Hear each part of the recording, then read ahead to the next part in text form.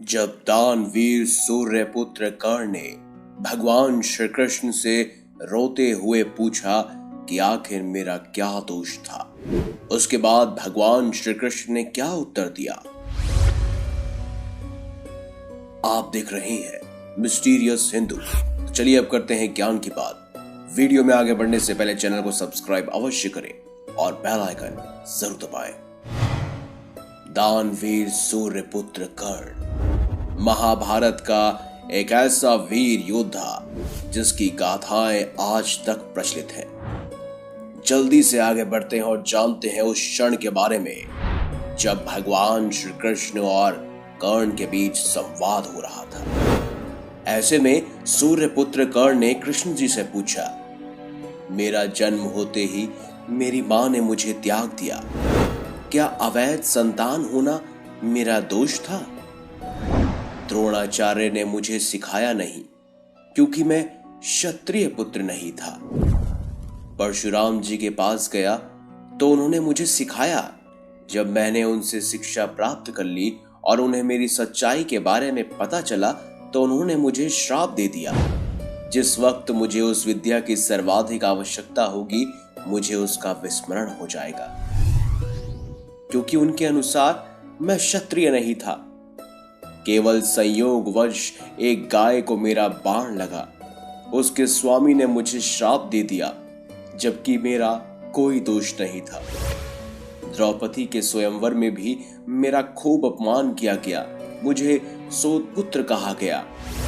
माता कुंती ने मुझे आखिर में मेरे जन्म का रहस्य बताया और उस समय भी उन्होंने मुझसे दान में अपने बेटों को बचाने के लिए कहा।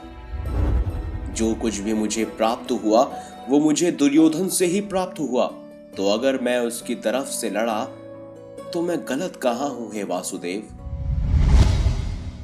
ऐसे में भगवान श्री कृष्ण ने उत्तर दिया, हे राधे, मेरा जन्म कारागार में हुआ।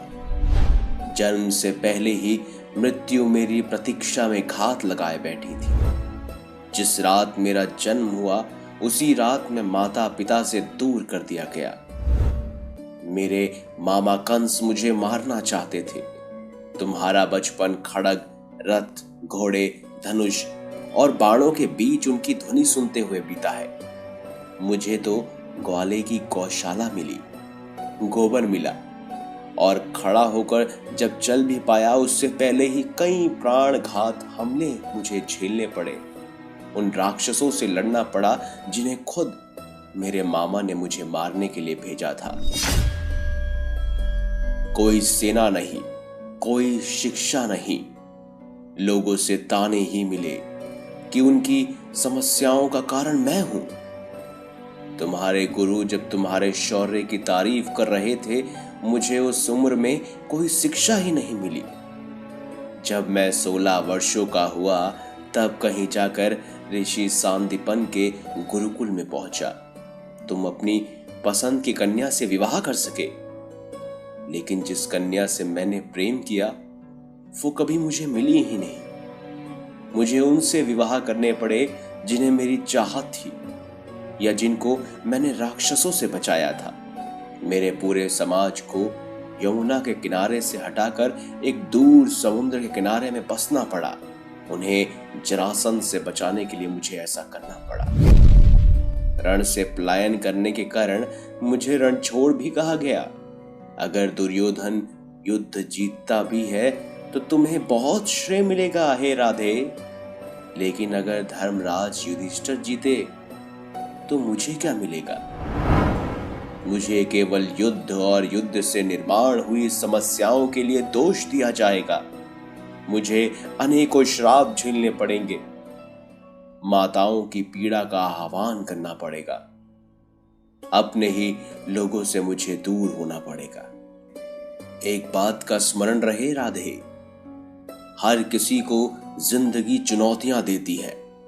जिंदगी किसी के भी साथ न्याय नहीं करती।